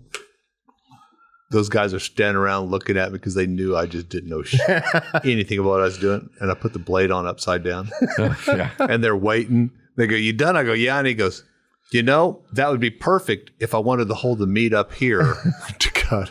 I had just like, Oh, well, that reminds me of something. When you talk about inspector, John was asking about inspectors when you stepped away for a second about, how good they are and stuff, and how much are a pain and how much are good to work with. I said most of them are good to work with, in my opinion. But we had a customer one time over in the eastern part of Confusion that he didn't get along very good with inspectors, and they came in and they were inspecting it, and they were trying to do a crackdown at the time, and they went over and put a red tag or whatever on his his wrapping table, like a stainless steel table. They said, "You can't use that till you clean it." He's like, "What do you mean I clean it?" And they said, "Well, there's rust up underneath. On the underneath side, there was rust." And he goes, "Well, that's the second reason we don't use that." And they're like, they look in, they go, "What's the first reason?" He goes, "We couldn't get meat to stick up underneath it long enough to cut it." Now, he's also, that guy's also, I think, the one that, whenever they were talking to him and he opened the drawer and there was a pistol in there. That took it caused a little too far. Yeah, there was some problems with some legal Not great. legal authorities on that one. But yeah, I mean, there's all kinds of crazy stories like that. And that was a guy inspectors. long before the internet. He had a business that was just down the road from him. And if you looked at the brochures, he had this great big building with a huge sign on the top of it. And if you drove by, just a little bitty building with no sign. He photoshopped before there was Photoshop. Yeah, this guy that claimed to make jerky. And it's just hilarious because the first time I drove by, I'm looking for the damn sign. Like, oh no, that must be the building. So back, there was no GPS. We didn't have GPS phones and that and stuff. So when we found out that there was, probably a plant in that town, and it was a town we weren't in before in Oklahoma or Missouri or Kansas, whatever. And so you would drive through the town and you weren't driving down the front street. You would drive the side streets and look down the alleys and look for a kill shoot. You look for the a building pins. with two heights of ceilings. Something that had a tall ceiling, because kill floors typically have a tall ceiling so rails. they can hang them back there. So that was our trick, how we could find the meat processor in town. We were genius. Yeah, we were ahead of our time. So, being a large part of the industry, you guys got invited to like amps. What's the MAMP? That's Missouri's. Missouri's is MAMP. So I assume you had good connections, good relations with a lot of the people who were bringing in stuff to show. Do you have any good stories of people who were for competition? Uh-huh. Yeah. I mean, because every AMP is a national association. Yep. And Kurt and I have both served on the board at AMP during the past 10, 15 years. And then there's all state associations, and both of us have served for different states in different roles. But they all have at their convention, they have cured meat competition. So you got hams, bacon, sausage, snack sticks, summer sausage, all kinds of different categories, which is a great place to be when the competition's done, because you got a knife and you just start walking around a room full of meat, cutting off samples. Yeah, it's a pretty good place to be. But we ran into it before with interesting things that happened during those shows. That's a whole nother show. Interesting things that happened at meat processor convention. But I don't want to be part of that one. Yeah, sure. But that would be an interesting show because, as you can imagine, a bunch of meat processors and beer, and with those mix. Lots of beer. But we were at a show in one state one time where at the end, they handle different ways. A lot of states will then say, hey, whatever meat that was brought in for the competition. So whatever, the hams or, the bellies, bacon, anything that's cured, cooked, they'll donate to a homeless shelter. Or Kansas for years has always said, hey, you vendors that are still here when it's over, you take something home. And there's a permanent Brett Walton on the Grand Champion bacon every year for Kansas. I think I'm on about a 10, 12-year string on that, probably. But, in one state, they were handing that out. And one of the competitors came in and was kind of in a panic because he's like, I got to get that bacon. They're like, well, yeah, you can have your bacon back if you want. He goes, well, it's not mine. It's a customer's. It was a custom ham. It was a custom hog that he did, and he entered their bacon into the state competition. So that was kind of an interesting one. And that's kind of not something that's done. Yeah, no, understandably so. No, yeah, you usually want to enter the meat that you own. Yeah, not that somebody else's own that you're processing for them, but. That you've let people taste test for the last however many hours. And then there's some flavors of bacon I think Kurt has experience with. At some conventions, there are social events, and processors will bring products for people to eat during these social events. Okay. And there was a product like a peanut butter chocolate snack stick.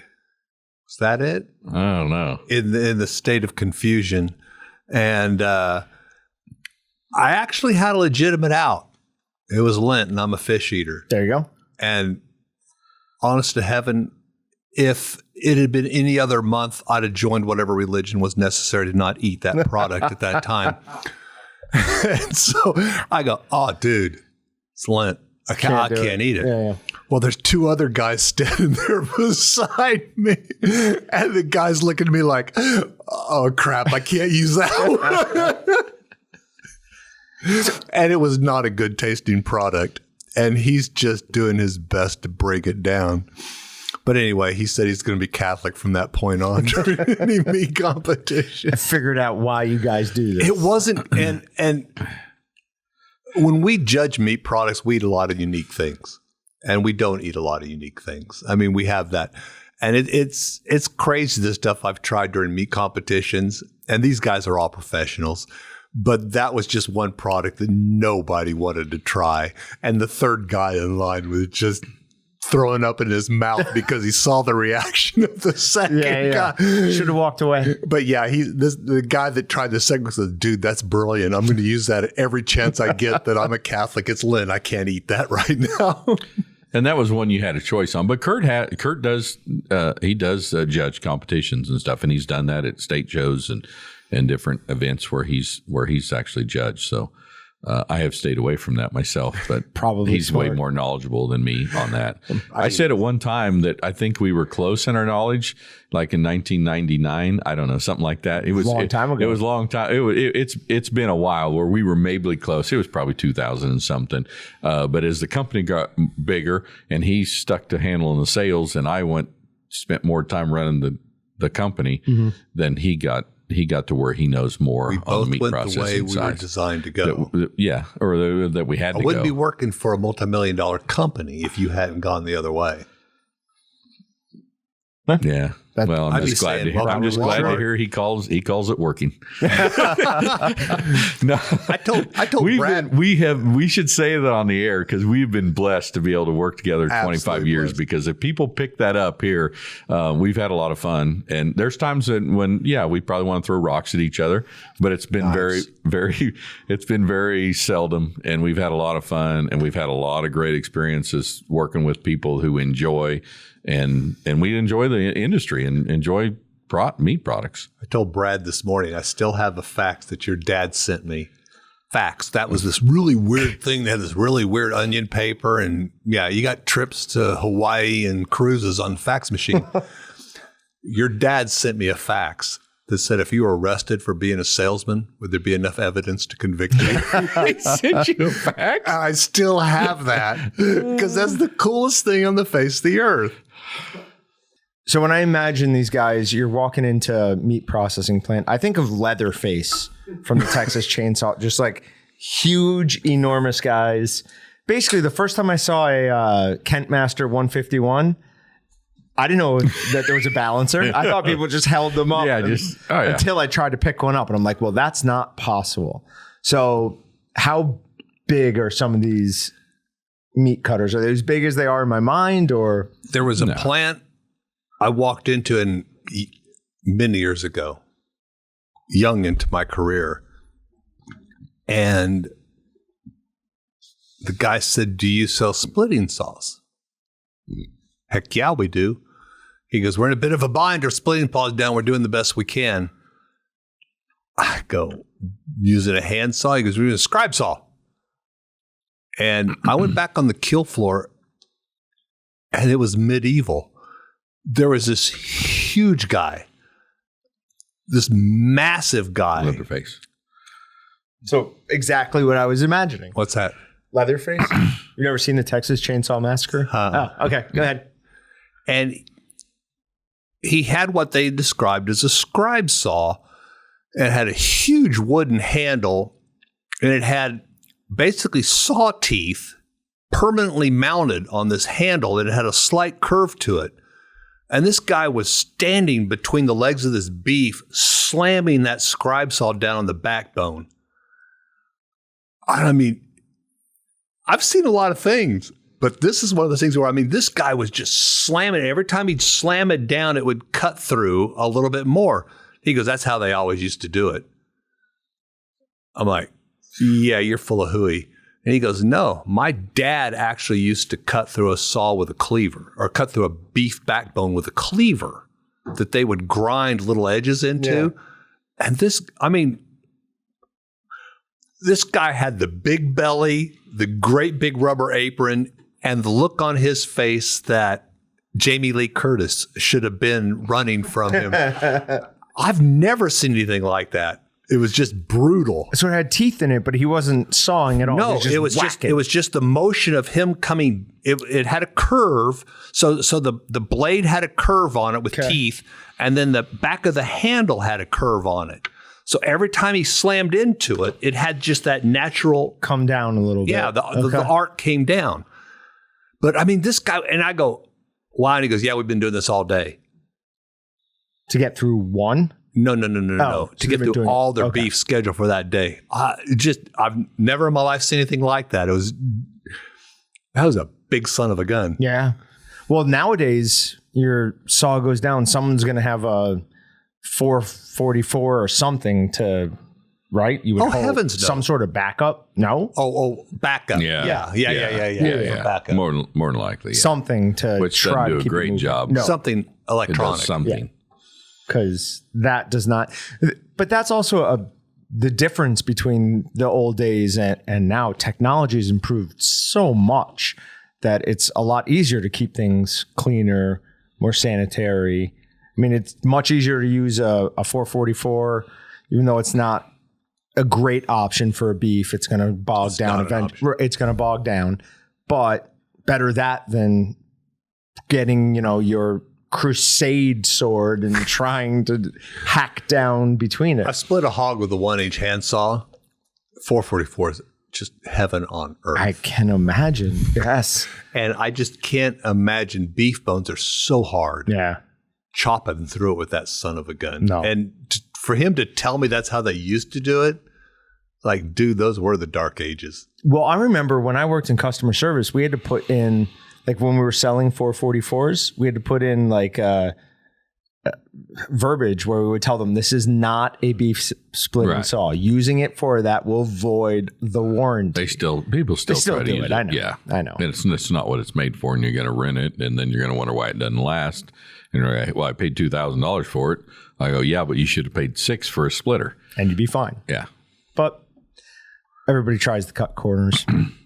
So, well, some people. Not say everybody. No, fair point. Fair Not point. the Fair independent point. one, Not me. Don't clearly. throw a rock at all of our customers, John. It's been too long since I've talked directly to our commercial customers. There was a customer of ours in the north of the state of the confusion that I begged for years to buy a band splitter. I mean, I'm not exaggerating, for years. And he finally bought one. And it's like, it was an epiphany. It was the greatest thing I ever did. Why didn't you tell me? He goes, oh, yeah, I could clean up at the end of the day. I'm like, yeah, it's a shame your salesman sucks so much that he never told you for the last 10 years to buy a band splitter. Then his plant burns. So you know who it is. So technology has changed, but a lot of what goes on in a meat processing plant hasn't changed a lot. I mean, because it's still a very physical job. You can't, it's if you were going to say, hey, I'm going to devise something to cut the top of that can, guess what? The next can is exactly like this can. So you could cut it off and we wouldn't need, if you were the can cutter, John, wouldn't need you anymore because we're going to do it. But if you think about it, every beef that walks through that door, every steer that walks in, every hog that walks in, they're different. They're close, but they're different. And it takes somebody to do that physical work. And man, there's a lot even on the further process side. Smokehouses are so much better due to the technology of the microprocessors and stuff. And, guys are, we're selling smokehouses to guys that are running off their phones. That kind of stuff is just so different. But man, back on the kill floor, it's still primal. Yeah. I mean, there's just, you can't automate it. I don't know how. Even the big boys out there that are doing, 5,000 head a day. I mean, they're a little more automated on some of the process of it, of the carcass working its way through. But there's certain things that have to be done by a human. But a lot of those guys, I mean, it's the variants too. Because like Triumph, the hogs, it's like a Xerox machine, laser printer. Every damn hog that's coming down that line is almost identical to the hog before it. In our lockers, everything's different. I mean, especially if you get into 30-month-old where you're cutting out the backbones and stuff. I mean, there's a lot of knowledge and a lot of real skill, absolute skill that's involved. But the slaughter floor, harvesting floor, is one of those things where you've got to be on your toes because that's where everything starts. Yeah.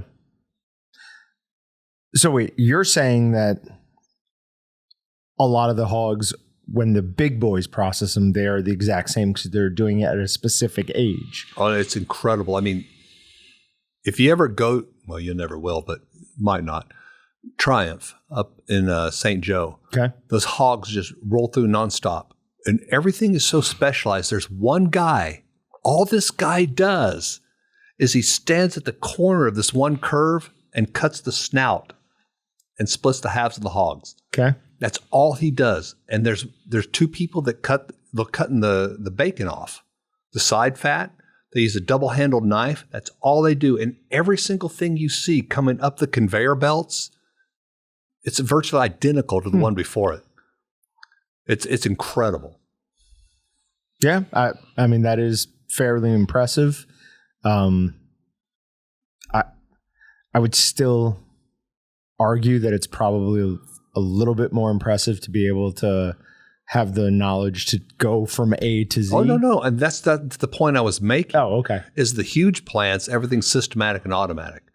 Whereas the small plants, the processors, the small independent plants, those guys are specialists. They have to adapt on the fly. And there's a lot of technique. Well, Brett was talking about it. Even that drew back from the old days, that's still applicable today, that the bigger plants have lost track of. Taking things a little bit off topic here, a huge surprise. Do you worry, you two, about people losing the ability? Like, that knowledge gets lost and it's gone, and then it's gone forever. So no, I don't worry about that. You don't worry about that? You think there's enough handing it down to younger generations? Yeah, the gods of the internet have come in. So you can only learn so much on the internet. Here's what I think is going to happen, though, on that is the four big processors. As anybody watches anything on the news knows about the four big processors, and the rest of the people, is who we sell to. Yep. But those four big processors are going to keep doing a lot of what they're doing. They're doing a little bit less now, and the small, what I call the small to mid-size, the independents, are doing more, and there's more of them. Lots of new plants being built around the country. What's happening, though, is those people who are looking for that quality of product and not just a price are going to pay what they need to pay. And what's going to happen with those small processors is, if you're not afraid to go work on the slaughter floor, if you're not afraid to go do that, you're going to make some pretty good money. Yeah. Because it's just going to be that. Point. It's not going to be a case where, we got John to go do that because he'll work for $12 an hour. Yep. That's not working anymore. Nope. That guy that's on that slaughter floor, he's going to make a lot more money. And that's going to trickle down. So as the consumer is going to have to pay more for that coming out of the small processor in order to pay for that specialty of the slaughter guy. But they already are. There's a great Power of the Meat that they do every year, National Association of Meat Processing, and they still, every year, they refer back to the man with blood on his hands. And consumers are now looking for the man with blood on his hands. And it's vulgarity, but I still say that the guy behind the counter can sell someone ground meat with ground glass and cat guts in it, because they trust that guy with the blood on his hands. And that guy with the blood on his hands is trusting the guy on the slaughter floor. Yep. Because everything comes from the hoof that goes to the front counter. And people are looking for that now. They're looking for that assurance that they can buy from that guy that has seen that beef all the way from the hoof to the counter. And as crazy stories as you and I tell, and I know I said that earlier, but I'll say it again. As crazy as stories you and I tell, Kurt, we also will buy our meat from those small processors every single day, because we see what they do, and they're a family business. Their family relies upon that, and if they're eating what's coming out of that too. I mean, exactly. They're not afraid to feed their family from what's coming out of that small plant. Yeah, we've said it a bunch of times. People are paying a lot more attention to where their food comes from, and that's where the man with his blood on his hands comes from. You guys, do you know the name Peter Thiel? I do not. So he's a big finance guy. He has started what he calls the uncollege movement, trying to convince high school kids you don't need to go to college to become successful. You don't. It was a fallacy that the baby boomers pushed on the next generation. I disagree with that. They looked at. I'm just kidding. Oh, you don't? Okay. They looked at the people before I didn't them. go to college, John. Yeah, so okay. I didn't either. I don't know. Sorry. I don't know. neither one of us did. Sorry, Patrick. Patrick did. I only went when they did performance appraisal, so I have to go into continuing education. But it was the people with passion who went to college to learn more about it who were successful. So the next generation looked at that and said, "Oh, the people who went to college became more successful." When that's a fallacy. They went to college because they were more passionate about it. they were going to be successful no matter what they did. So I'll follow that up with this then. So Kurt and I are laughing because neither one of us has a college education. He has some though. It's perfect for our industry too. His college learning.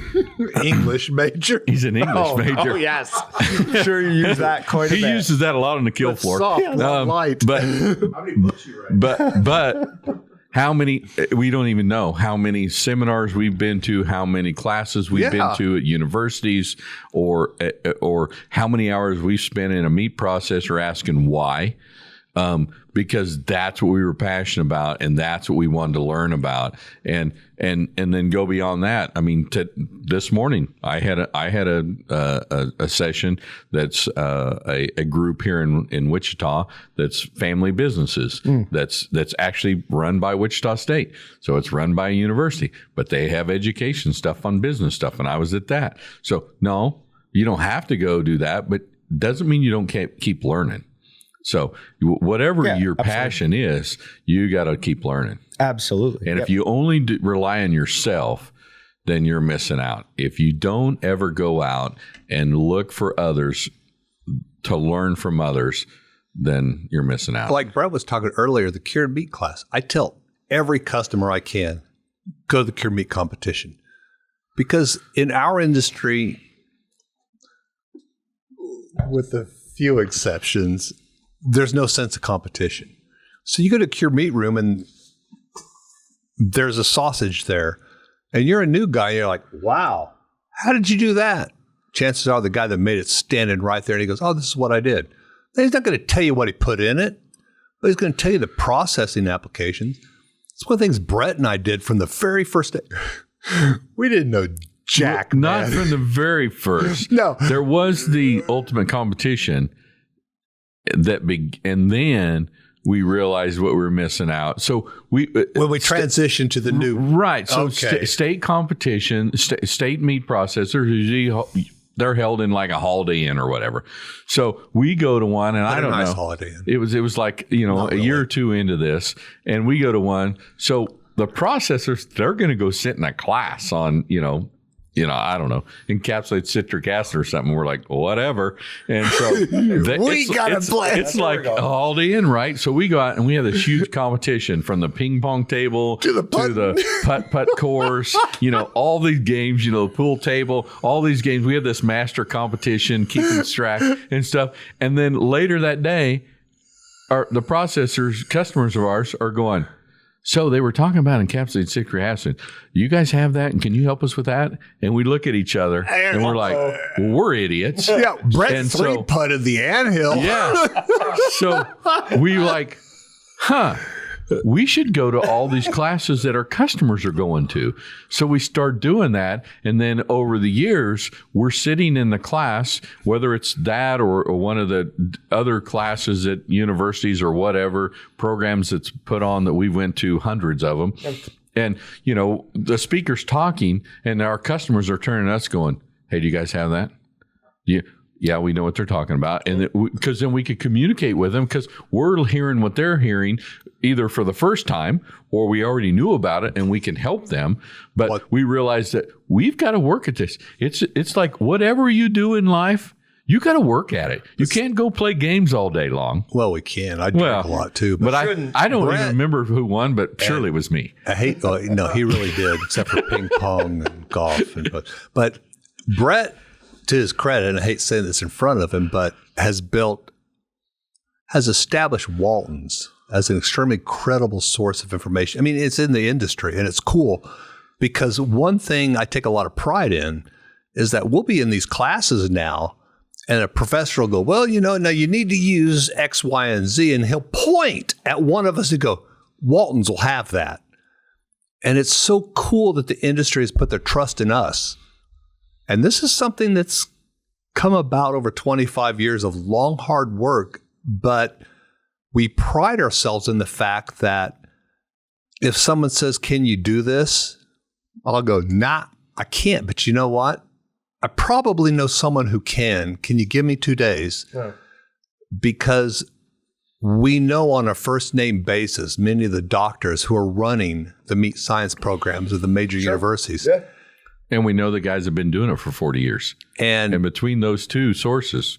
And Brett can probably tell you that he's beat them all in Name the Country Singer competition out of curd-jar glasses of beer late at night. Well, I just talked to Larry Goring.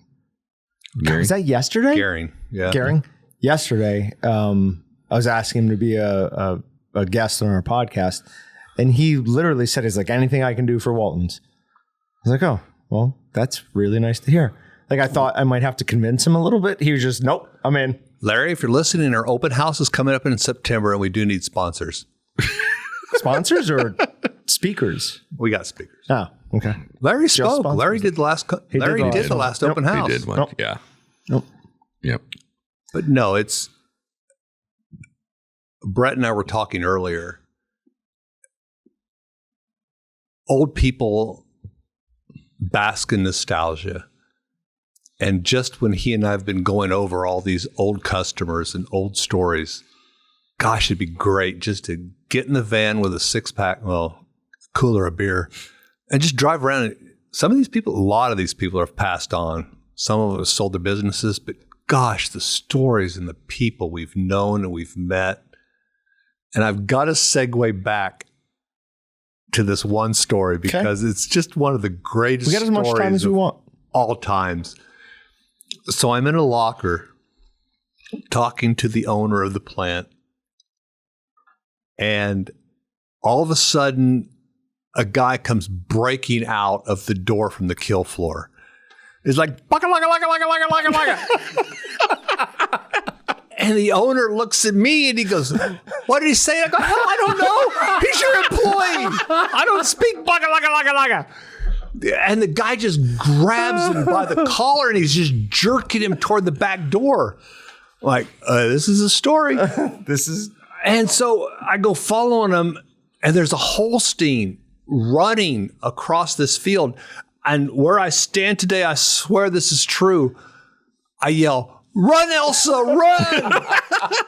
And if you've never seen Born Free, it sucks to be you. A great movie. But it just did it. I yell, "Run, Elsa, run!" And he looks at me like, "What the hell are you talking about?" I go, "We're done." And he goes, "Quick, Pepe, grab this, grab this, grab this." And again, I know nothing about guns except the little round hole has the bullet come out of it. And he grabs this big ass pistol and he runs out the front door and he's, "Oh, grab this." And he gets this, and I'm not exaggerating. He lays this rifle across the hood of his truck. He's like, "Ah!" He goes, "I gotta go." And so it's like Kelly's heroes, man. They're throwing all kinds of crap and armaments in the back of this truck, and boom, they're gone. I'm like, yeah, this is going to be a story. So I leave. I go on to my next stop, going to eat and see Carl. And so I come back a while later. Rex sitting there. So I go down and see Carl. I said, "Carl." He goes, "Did you ever hear what happened?" No, Carl talks. I say, "You ever hear what happened?" I go, "No." I go, "Oh my gosh, great story." So we can say, because Carl is no longer with us, God but rest he his was soul. from Oklahoma. So he was great. He I was got a awesome. good story. Remind me about Unbelievable. bull riding for Carl. Okay. Because it's really a good story. But Carl goes, "Oh, hell yeah. He's running and he chases this bull and it goes running across this golf course, running right down the fairway." Rex realizes there's a school and there's some kids looking out the window. So Rex gets his gun, and he pow, and he drops that cow right in the middle of the fairway. Well, then Rex realizes there's kids looking out that window. Rex drives his trucks out in the fairway. Fairly large amount of rain. So Rex truck sinks in that fairway. So Rex comes to the great idea that he's going to hook his, Brett, help me out here, front of our ATVs. Winch? Winch. He's going to hook his winch to this cow, drag out so the little kids can't see it out the window of their schools. So he's dragging this cow down a wet fairway. Carl's exact words were, "You couldn't construct a better waterway." So Rex drags this cow to his truck. The truck's stuck. So Rex calls the tow truck. So the tow truck pulls onto the fairway, proceeds to try to tow Rex's truck down the hook. Needless to say, Rex Insurance's company got charged for the entire fairway. Rex had to go send an apology letter to all the little kids looking out the window of the school. But all I can remember is run, Elsa, run. That is great. Also, loved Born Free. First book I ever read. I've seen it one time, but I swear I yelled out, "Run, Elsa, run!" It's a weird thing to pop to mind, but This cow is just running, kicking its heels up. I'm like, oh, dude, Born Free. yeah, you're not going to live long, though. All right, so that is Escaped Medford Cow. There's a fire. But what was the story I said that reminded me of that when I was talking about that one? Pat, you got to help me here. I don't know. It doesn't matter. No, you said bull riding. Oh, Carl. Oh, Okay. Carl's bull Now- ride. I didn't know if that was on the Brett podcast. will You wanna talk appreciate about this that or because he loves PBR. Carl used to ride bulls. Pabst Blue Ribbon? So do I. My daughter loves Pabst Blue Ribbon. Still got the last can she left in my house because I won't drink it. But Carl rode bulls. And he has a cool as hell picture of the last bull he ever rode professionally, throwing his butt off the bull. And it hurt him. Sure. So that was his transition going into working his father's meat processor. Instead of riding, killing. So one day, Carl telling me the story, he's in his office and his kill floor guy, and again, similar language, go paga laga laga laga. But Carl, when he spoke Mexican, was the coolest thing on the face there. So you got to imagine. Anyway, so he goes out into the kill pen. There is the last bull he rode. Really? In the kill pen. So Carl, in his house, above his fireplace, has the hide of the last bull he ever rode and a picture of him riding that bull. That's pretty awesome. Oh, it's amazing. But you hear Carl tell the story, he tears up still. And that's He's gone now? Yeah, he passed away a couple of years ago. So, but the little part of that story is that should pay attention to is Kurt just talked about, well, it's what's in his house. That's one of the amazing things about we've been blessed with is how many people get to say in their profession, oh yeah, I've been in my customer's house. I've slept, spent the night. And we've been in a lot of our customers' houses. And, you know, the line I always use for people when they start customer service, like, you don't know who you're talking to, how well they may know me. I may know that, hey, you know, there's somebody in Montana that, you know, when you go in their garage, there's a fridge with 2 taps in it or whatever. Right. You know, you don't know. Yeah, and because we've been blessed to be all over the country going through different plants and then wind up, in customers' homes even. Yeah, probably there's not many industries like that. Trying to think of one, and I probably... Yeah, it's pretty awesome to be. That I wish I'd gone to the wedding because then it'd been full circle. But I knew when his wife had the baby. I watched that baby. I mean, again, this baby grew up in the meat locker. You go in there and she'd be walking around, putting her hands on the bloody tables, walking around barefoot on the floors. Grew up into a beautiful young lady. And I got invited to the wedding. And I couldn't go, but I would have seen this child from when she was born all the way up to her wedding day. No. Grew up in the locker. Every time I walked in there, either she was there or there's a picture of her there. And we're seeing that now, working through 3 generations in 25 years when you think about it. So we start out working with the grandpa and then the son who is probably more like our age, and now we're dealing with the grandson. You know, and specifically with me and my family is we have some customers out there that my dad was selling them, and then the generation, then I was working with my generation, and now Dylan is working with the next youngest, generation that are 20 to 30 year olds. In 25 years, you can get through 3 generations You get the tail end of one, and you get the beginning of the other. But yeah, you'll get through 3 generations, and we're seeing that with our customers now, our commercial customers, where we're on 3 generations of working with people. And not to be confused, Brett is older than me. No, I'm not. Camera lies. So you do. It is mostly handed down family to family member. It's crazy though, because a lot of lockers have changed hands lately. And when you're stupid and small brained like me, you'll go to Bob's locker and keep calling the owner of the locker Bob. No, not Bob anymore. Bob's long gone. Right. Yeah. Right. My brain's that big. But I would say at least 50% are multi-generation. That's probably accurate. That really is. Probably is. That's a decent amount. I mean, especially when you figure some of these families could probably sell their business for a decent profit, especially if they get. It just depends. I mean, some can, some it just depends on what they've done with the new impulse and all the buying from wanting to go from scratch. These weren't customers, and I know it sounds cliche, and I apologize, but they're friends. Sure. I mean, my gosh, I can call people up now and, how's your wife? How's the kids?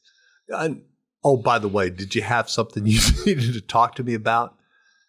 And it's so cool because a lot of them have passed on, God rest their souls, and their families are there, though, and you're talking to their kids. And it's cool because their kids hear stories that you tell about their parents.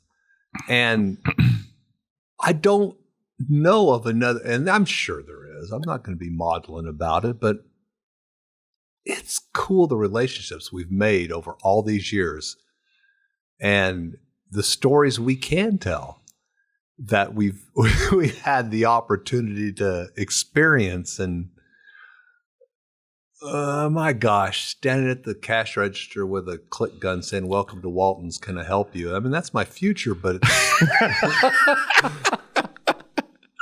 it's been a great run. But we should. I will say this. I can still remember when we were driving to Attica and we drove around Johnson, Kansas. Brett Walton. There's no Johnson on the way to Attica. Okay, I've said really nice things to Kurt before, right? Go ahead. In the last 2 hours. Yep. So one of the things about Kurt is whatever town he says it's from, don't take that as really true. That's not really where it's from. It could be another town. Or if he says it was Joe, it could have been John. If you want directions, I'll tell you. There's a red barn. And you got to turn to the red barn. God help you if they painted the barn, but I swear to God, it was a red barn. But here's the funniest thing. Every once in a while, Brett or Dylan will say, "Who was that customer?" I'll go, "Oh, yeah, so-and-so." It's just that lucid moment that you have. I can't remember names. I can't remember highways. I know how to get there. But there's a grocery store in the town. We drove down there, we turned, and there was a Dodge dealership. And we were in your van, and you said, "I'm going to get a Dodge truck." I love those. Right, Harper. You turn on K42 at Harper, and there's a dealership on the corner. And that would be on the way to good job. That is on the way 210, to Attica. 220, whatever it takes. Nice. Good job. Good it's on the same side of the state. You said at that moment. I did? You love Dodge trucks, and you were going to get a Dodge trucks. And I bought one since then. With God as my witness, you have not driven 1 mile and not been in a Dodge truck. Yeah, I don't know that Dodge would still exist without the Waltons family. All 3 of them getting the newest and greatest Dodge trucks every couple of years. If you read about a polar bear eating a Canadian, you wouldn't be as surprised as you'd be if the Walton didn't buy a Dodge. But see, Kurt was here for the 225,000 miles in the Chevy Astro. Yep. No, and it would be funny because we would take the seat out of the middle of the van. We took all 3 seats, or 2 seats out, And Brett goes, "We got kids to haul." And we'd have to put the damn seats back in. Oh, yeah. I had to put the seats in and out all the time because then I get home and Sandy'd make me drag kids around. Gosh. Or breeders. This is a working truck. You said it quite a few times, and Austin said it too. You can either take the money out of the business early or keep reinvesting it in the business and take it out later. Mm-hmm. So it's just a different So if you buy way to run Dodge your trucks, family. that's keeping it in the business, right? Are you getting something from Dodge? No. Walton's Meatgistics podcast sponsored by Dodge. We trucks. should. Absolutely, we should. should. I want to You hit should. the dealership. As long as you stay in good graces with Jeep, I'll always be happy. All right. And I've always said, I think you better cut us off. We're just going to cut his mic. We're just going to cut his mic just at stop some it. point. So here's the deal. We've got a couple of stories that we're going to highlight, the ones we haven't talked about yet. Shut that down before he gets a look at them and starts I'm talking done. again. I am so done right now. He says that, but he would my talk for God. another hour without a problem. Okay, here's the deal. And we did this. I sat in that chair, and you guys got mad because I didn't talk.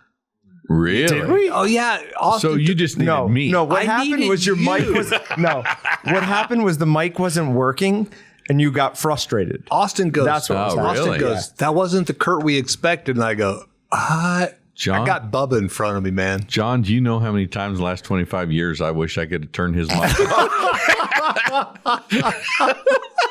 Probably more than once. Probably more than once. But we will absolutely save those stories and we'll come back for another round of this at some point in the future. After we retire, you can have us come back. There Gosh, were are we going to gonna be wait that large. long? We They're won't going to be able to do large. everything. Well, it can't be that Brett's long. got a deal worked out with my wife. It's like, yeah, she's not ready yet. Brett goes, when are you going to retire? Ask Gene. Brett knows when I'm going to retire. She has not accepted my offer yet. She says a little more money, And we haven't negotiated out a deal yet. I've warned Brett out, so he passed me on to his son. Well, look at my problem. You don't have my problem. I mean, my wife's at home. 2 of the kids are here. Nobody wants me. I can't retire. I can't stay here. I got no choice. Oh, yeah, brother. We got that once a year up in the Rockies, though. For those, John, close this out, John. For those, there's going to be multiple portions of this that we had to cut out for various reasons. But if you're still with us, we owe you a beer. Next time you come into Wichita, come find us. that are still out there. We'll take you for a beer. Thanks for listening. Remember to like, comment, and subscribe. And if you're listening on a podcast format, please do leave a review. It really does help. You guys want to say goodbye? And don't forget, folks, that's what you get, folks, for making whoopee. What? So my closing would be different than that, obviously.